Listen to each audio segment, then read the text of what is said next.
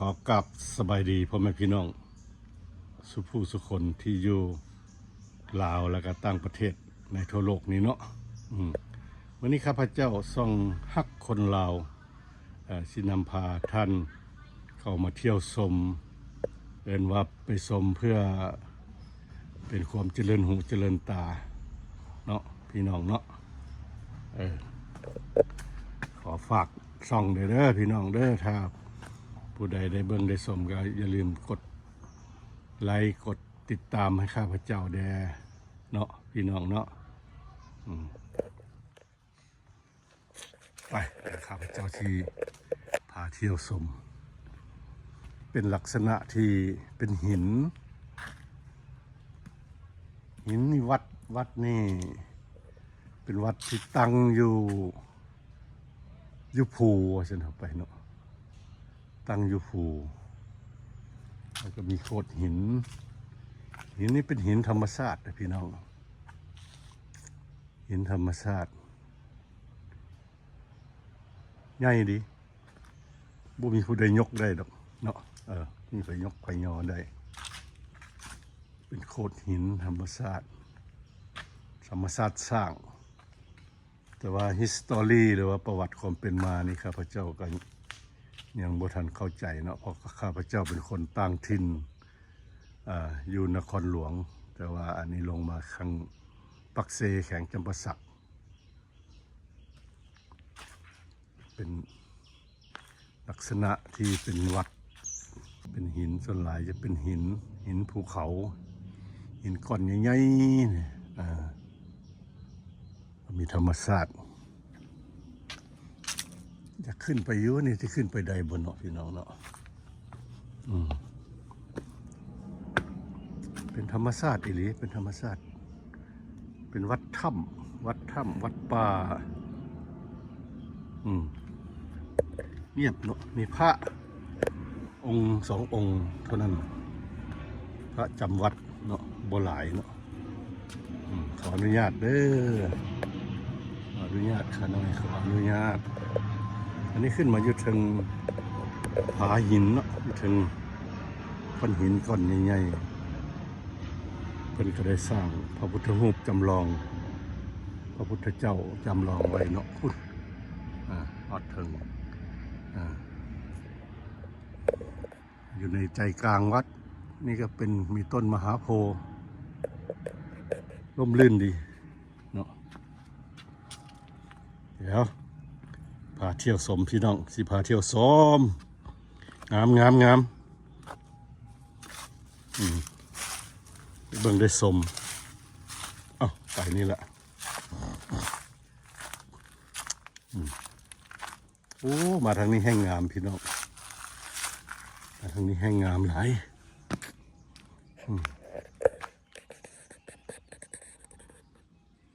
เพิ่นกระปุกศาลาพักไว้ตามโขดหินเนาะทางนี้แห้งงามพี่น้องหินแท้หินว่านี่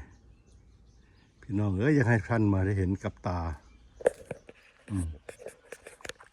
ความงามของธรรมชาติ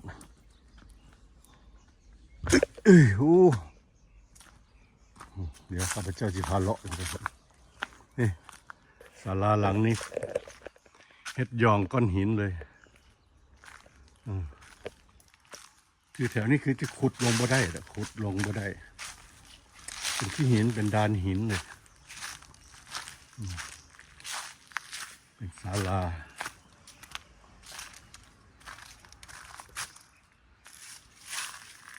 น่าจะมีน้ำตกอยู่ทางลุ่มเนาะอย่างน้ำตกจวด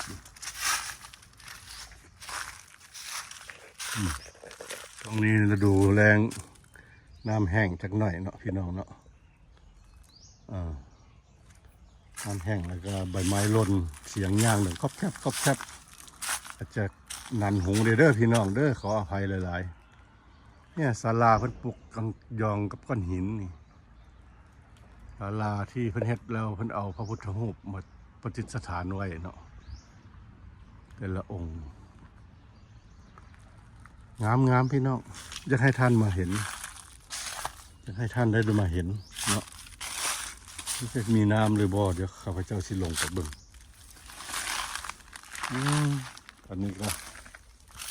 ต้นอันนี้มันต้นกงเสด็นนะกงเสด็นนะนะหรือเอิ้นลาซาบีฮะนะนี่หลาย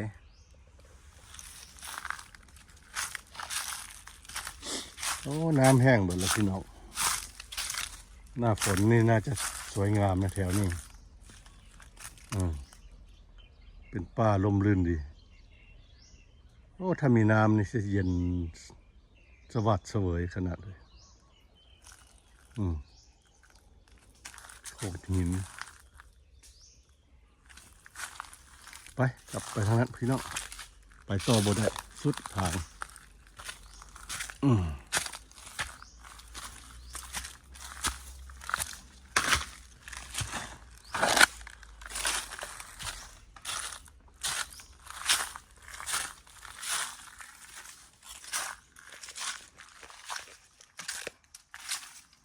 มาวัดนี้ถือว่าหาที่เรียบเพียงนี่บ่เจอเด้อพี่น้อง เพราะว่ามีแต่หินธรรมชาติ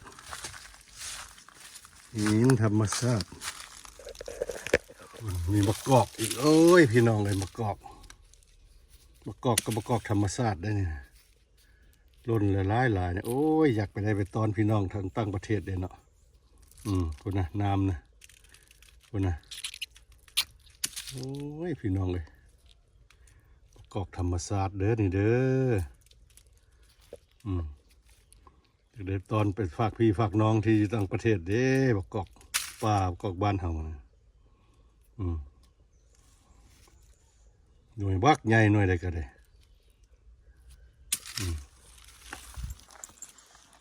ต้นมันพูนสูงนี่ต้นมะกอกโอ้หน่วยใหญ่ดีพี่น้องโอ้เป็นหน่วยน้อยๆเลยพี่น้องซ้ำไข่ไก่นี่นะมะกอกนี่มาพันใหญ่แท้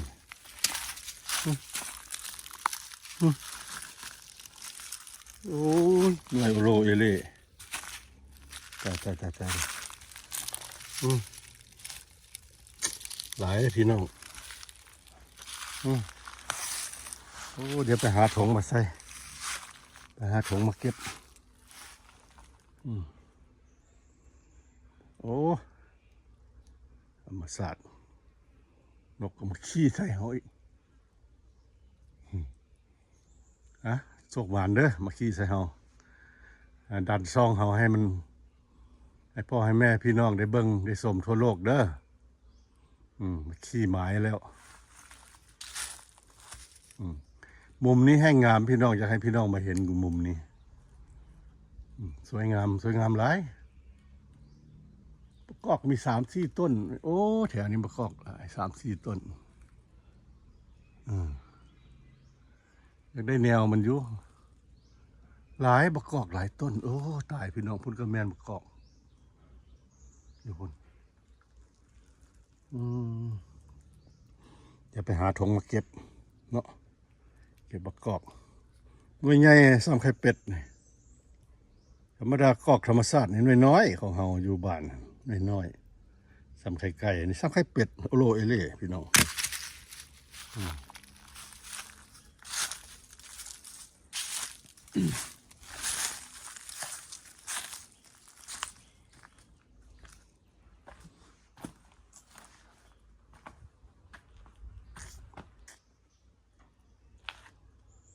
หินก้อนนั้น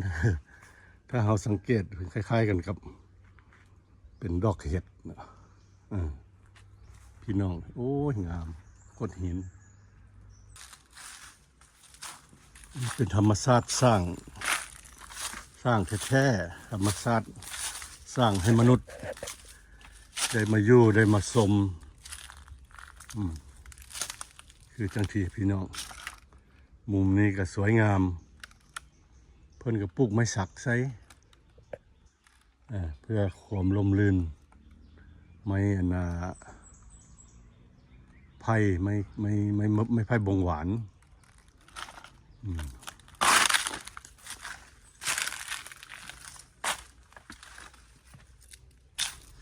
วัดถ้ำเสือเนาะ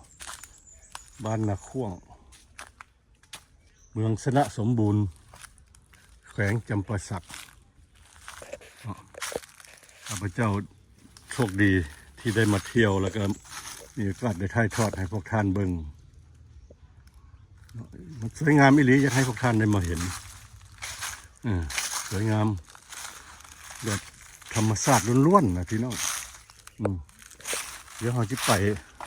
เบื้องทางนี้รู้สึกว่ามันจะเป็นภูเขาลงถ้าสุดนี่มันจะเป็นนี่เนี่ยเป็นภูเขาหรือเป็นห้วยน้ำ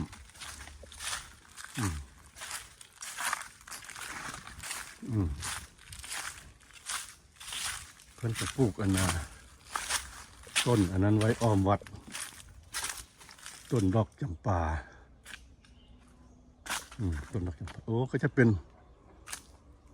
ลุ่มลงไปก็จะเป็นพื้นที่ราบแปลกพี่น้องแปลกแล้วก็มหัศจรรย์คือวัดแห่งนี้ตามพระเจ้าเห็นมาหลายบอนที่เป็นวัดป่านะวัดแห่งนี้แหละเป็นวัดที่สวยงามแบบธรรมชาติสร้างล้วนๆเนาะพูดนะพี่น้องนี่เป็นหินธรรมชาติแท้ๆเนี่ยมันจักปีมันจังสิได้ธรรมชาติสร้างบ่แม่นมนุษย์สร้างบ่ได้แบบนี้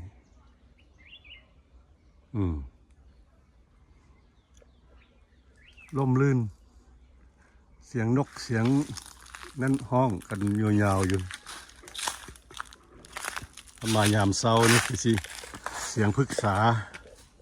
สิเจียวเจ้าอยู่แถวนี้แหละขออภัยเด้อพ่อแม่พี่น้องเสียงย่างนำใบไม้นี่จะดังโคกคักแต่ว่าก็จะพยายามตัดลดเสียงลงเพราะว่าบ่อยากให้ได้ยินเสียงดังหลายเนาะอยากให้ท่านได้เห็นนี่แหละท่านได้ชมความงามของธรรมชาติ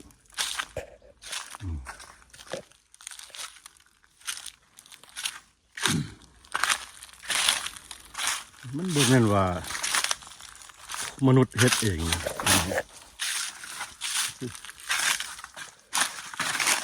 ผมอยู่นี่มาจัก100 ปีแล้วธรรมชาติพวกนี้ฉะนั้นเราเป็นลูกหลานนี่ควรรักษาและก็บูรณะเก็บไว้เพื่อเป็นที่ระลึกเพื่ออนุสรณ์ไว้ให้ลูกให้หลานได้เบิ่งได้ชมเนาะบุคคลจะทำลายทุกคนเข้ามาก็ควรรักษาความสะอาดธรรมชาติล้วนๆเหมาะแก่การมานั่งสมาธิหรือว่าปฏิบัติธรรมเนาะอยู่นี่ขอเข้ามาแล้วรู้สึกว่าชื่นใจอ่ะพี่น้องลมลื่นชื่นใจธรรมมันเกิดในใจเลยพอมานี่ธรรมมันเกิดในใจเลยว่าต้องสงบเยือกเย็นทั้งหินก้อนนี่ตั้งยองกันเลยได้พี่น้องไผเอาขึ้นไปบ่แม่นก้อนน้อยๆได้พี่น้องไผเอาขึ้นไปบ่แม่นก้อนน้อยๆเลย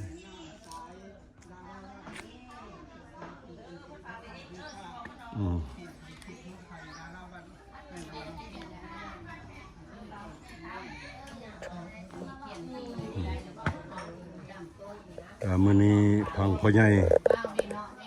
แก้วตาหลวงอภัยแม่ใหญ่แก่นศรีวงคำพาแม่ใหญ่จันหลวงอภัยแล้วก็แม่ใหญ่วิไลพรพรศิริได้มาถวายสังฆทาน ถวายทานเพื่อเป็นแด่พระสงฆ์เพื่อแด่ญาติพี่น้องที่ล่วงลับไป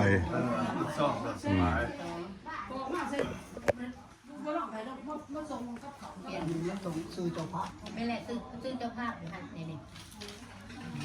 อันนี้เพิ่นว่าที่ตูบ่ใส่ซื้อเจ้าภาพแล้วว่ะไม่แก่นสีบ่คำ ในแกนซีเนาะในแกนซี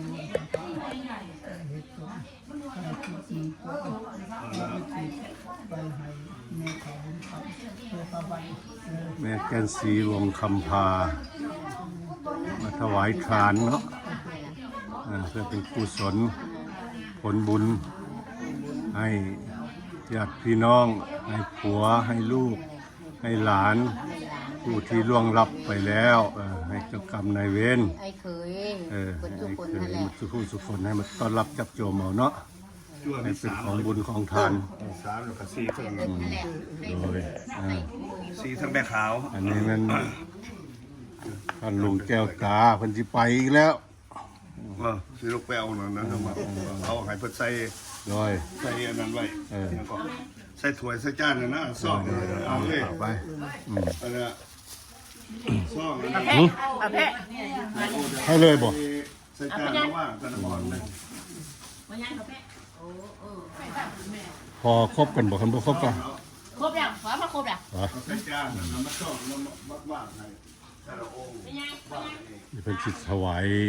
เพลอยู่นี่เนาะ นั่งเมื่อไหร่ลูกไปหาเนี่ยตั้งห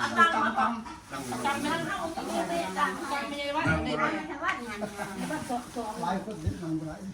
นั่งเมื่อไหร่นั่งลมเมื่อไหร่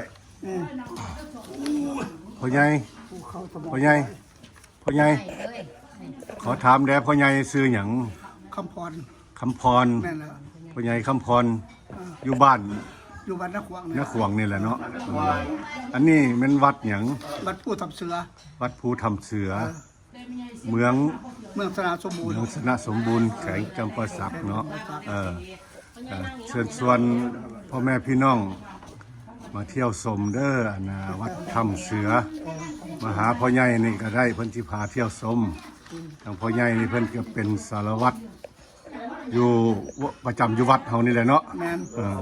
มีพระจักองค์มีชีจักองค์ มี เนาะ พระหนึ่งองค์มีจัว3 องค์ โอ้มีพระจำพรรษา1 องค์ มีจัว3 องค์ มีชีบ่พ่อใหญ่ อ่ะ มีแม่ชีบ่ มี4 องค์ โอ้แม่ชี1 องค์เนาะโดยขอบใจเด้อพ่อใหญ่เด้อ อ้าวเขาก็สิไปทางหน้าเนาะไปทางหน้าถ่ายทางหน้าให้เบิ่งบัดนี้เมื่อกี้นี่พาพวกท่านไปทางหลังพอไปทางหลังแล้วพอดีมาเจออันเฒ่าแก่ในโฮมหรือว่าสารวัตรเพิ่นที่จำวัดอยู่แห่งนี้รักษาหีดคองเพื่อเผยแพร่ให้พ่อแม่พี่น้องได้เบิ่งได้ชมก็ได้แวะเข้าไปถามเพิ่นว่าวัดนี้มันเป็นวัดถ้ำเสือที่ตั้งเลยเป็นบ้านนาข่วงเมืองสนะสมบูรณ์แขวงจำปาสักแต่ส่วนหลายสิเป็นไปทางนั้นเนาะเรื่องโขดหินธรรมศาสตร์อันนี้พระสงฆ์เพิ่นสิลงไปสันเพน